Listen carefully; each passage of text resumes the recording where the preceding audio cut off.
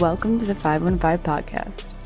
I'm Raven, and before we get into this conversation, I want to take a moment to ground what you're about to hear. This segment was recorded at the Stager American Legion Auxiliary Unit 521 charity golf outing supporting Mission 22, an organization dedicated to addressing veteran suicide and the invisible wounds that many service members carry long after they come home. When we talk about PTSD, we often think about war, and for good reason. The experiences veterans endure are specific, intense, and deserve their own space, their own language, and their own respect. But trauma, at its core, is not exclusive to one path. There are people walking around every day, never deployed, never in uniform, who are also navigating the long-term effects of trauma, of chronic stress, of environments that shape their nervous system in ways they're still trying to understand. This conversation isn't about comparing those experiences. It's about recognizing that pain, wherever it comes from, deserves acknowledgement, and that healing often starts the same way, by not having to do it alone. So today, we're centering veterans, honoring their stories, and also holding space for the broader reality of what it means to live with trauma in any form. So please enjoy my interview with Red Earles, who is the Mission 22 Senior Ambassador. Enjoy.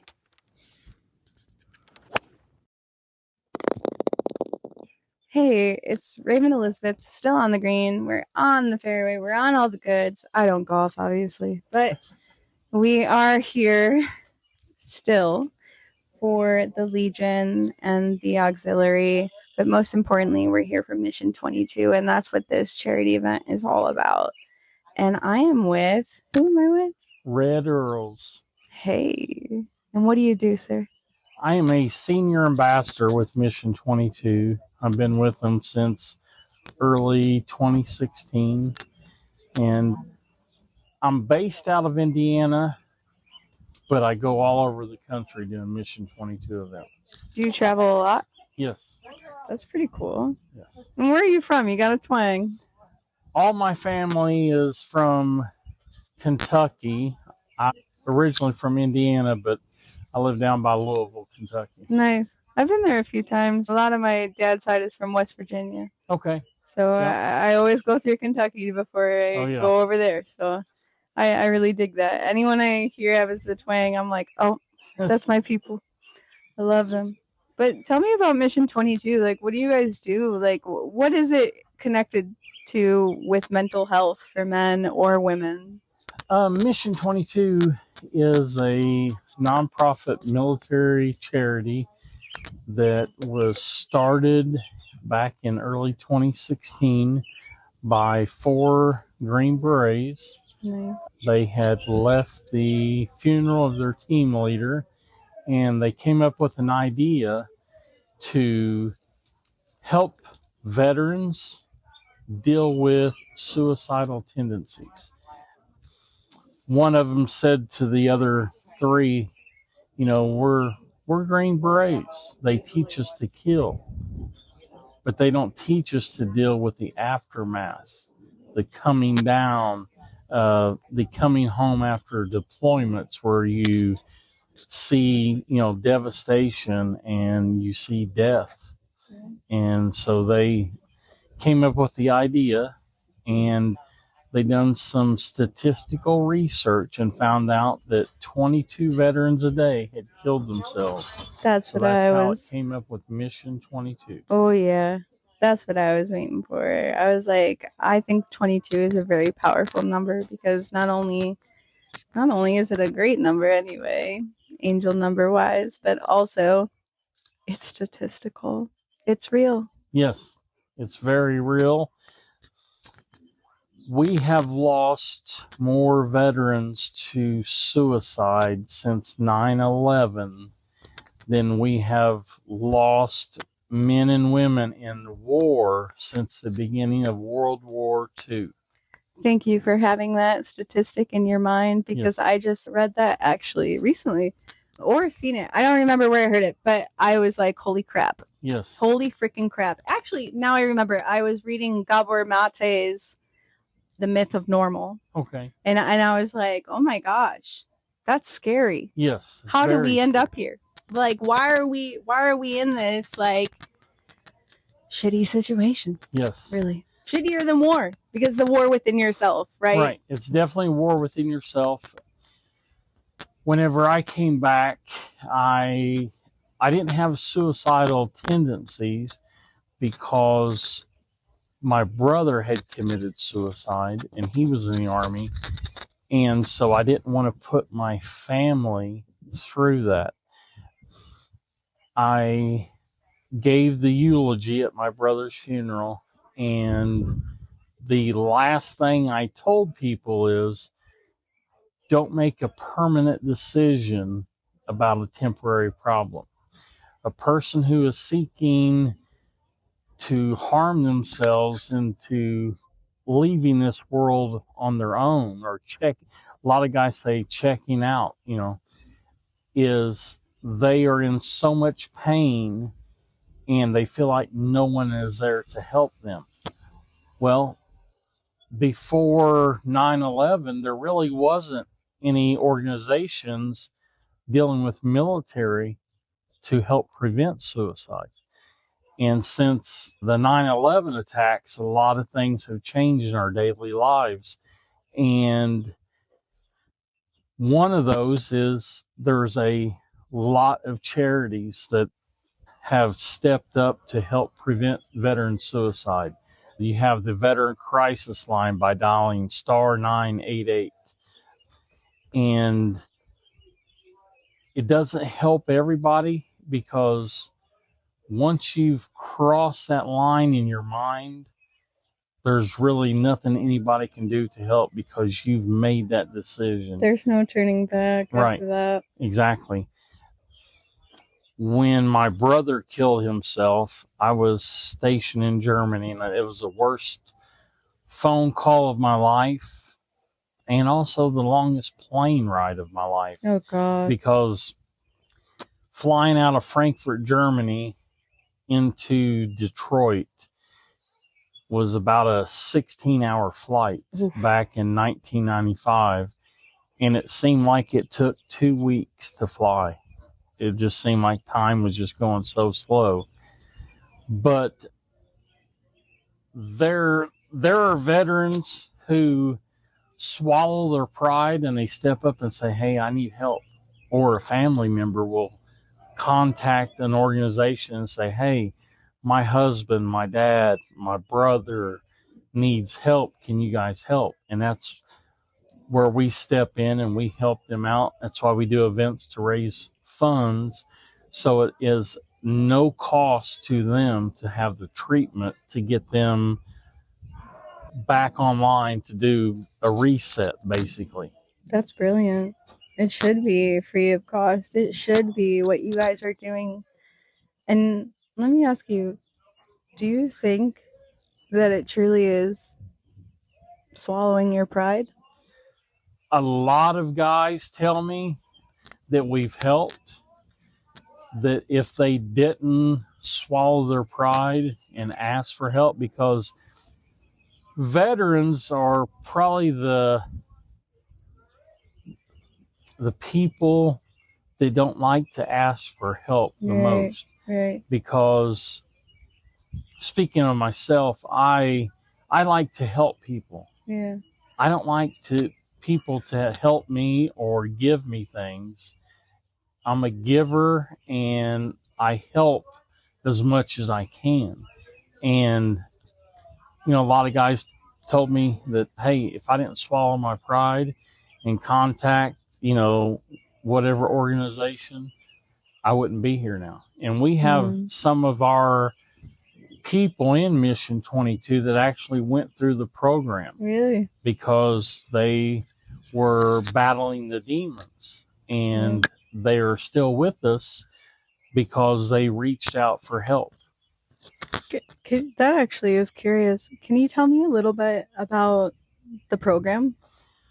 We've got a program where if someone is seeking or battling the demons of suicide, they can contact us. We work with different organizations and everything. And what they do, all the organizations come together and kind of come up with a plan for that person. One plan's not going to work for everybody. You got to find out what their issues are and everything. So we have some working ranches where veterans or their family members, we also help family members, they will go to this working ranch for about 30 days and they will get help. They don't have any contact to the outside world. They don't have their cell phone, their smartwatches, or iPads. They're there to work on themselves, so we don't want any kind of distractions. And we work on that veteran. But also we have people at home working with them and their employers to see if there's any stressors there that need to be eliminated. And then after the treatment, we bring them back home and we kind of reintroduce them to their family and their workplace, and very successful in that. That's really brilliant. Yes. And by ranch, do you mean just like regular, like, commune type, like ranch, or like is it a ranch with like animals? Yeah, they work with horses. Really? Yes. So what I'd heard from a counselor in Louisville is veterans tend to accept the treatment, and the treatment stays with them if you're working with any kind of animals, because an animal can't tell us what's wrong or anything or how they feel. And so with the veteran, sometimes they won't tell you how they feel or anything. And you get a veteran who's got suicidal tendencies working with a horse, then there's that bond there. Yeah. And, that's where it helps people out, rather than going to a class where, a lot of veterans aren't going to set up and talk in front of everybody. Yeah. Yeah, no, that's very important, and that's different. Like my owner of the 515 studio, which we do the podcast with, she does therapy with horses. Okay. Like she does Saturdays at the ranch. Okay. Like she does, and it is a beautiful thing. Like before I was a colleague of hers, I was a client. She was like, you know what you need? You need to put your feelings into action. Right. You need to go out and do something. Right. And you know who is great? What is great? A horse. Right. And they are. They are. They're fantastic. And horses are great therapy. Dogs are great therapy. But I think horses have a different thing because they feel you on a different level. They feel every movement. They feel everything. They're going to intuitively and innately teach you what you need to be taught, but you're going to teach them what they need to be taught as well. Exactly. It's a symbiotic, it's a symbiotic, perfect relationship, even though it may be tumultuous at times. Yes. So I really appreciate that. I appreciate that so much. And that's so 515. So, it's mission 22 for 515. Yeah. We have an ambassador. She lives down in Harrodsburg, Kentucky, and she's just now starting a charity organization that she has horses. Oh, yes. And she's trying to extend her horses to the veterans to help them get treatment and everything. That's brilliant. Because most of the places we deal with are in the northwest part of the country. Yeah. And some of these veterans, they can't take 30 days off. So something No. locally, they could come where Jackie has all her stuff at and come there and work with the horses, and it's very therapeutic to them. Man, that's beautiful. Well, we're gonna leave you to it, and I really appreciate you talking to us, and I appreciate you talking to me. And like, I always believed in this mission. I always believed in this charity event. You know, like my dad's a Marine. Okay. And besides that though, I have dealt with a lot of mental health issues, and it's important. Right. It's very important what you do, not only for veterans, but for people everywhere. Right. And so I respect you, and I respect this mission. Yeah. So thank you. Thank you, sir. Very much. That was me talking with Red Earles the 4th, Mission 22 Senior Ambassador, with Jason Dickey as producer. You can hear him switching up my dead microphone with a fresh one there. After hearing from Red and the work Mission 22 is doing, I kept thinking about something he said, that for a lot of veterans, the hardest part isn't always what happens over there. It's what follows you home. And that doesn't always show up the way people expect. Sometimes it's not loud. Sometimes it's not visible. Sometimes it's something a person carries quietly for years, trying to make sense of what they've done, what they've seen, and how that fits into who they are now. While we were out on the course, we met Angelo, a 95-year-old Korean War veteran who shared a piece of that reality in a way that really stayed with me. Here he is. So I was a plane captain. Okay, wow. And the plane that I took care of was number 28. It was an AD Sky Raider. It dropped bombs. It did a lot of damage. Oh my God. One of the things that I had trouble with for years, and now I'm a Catholic. I'll start that out. Yeah. And I killed. Yeah. And it bothered me. The 10 Commandments says, thou shalt not kill. Right. And I went to a priest, and I've been there. All over, they all tell me that if you read the Bible, there's a lot of wars in the Bible. That is accepted. You're in defense. You're defending yourself. Yeah. Mm-hmm. And I said, well, then change that word from kill to murder.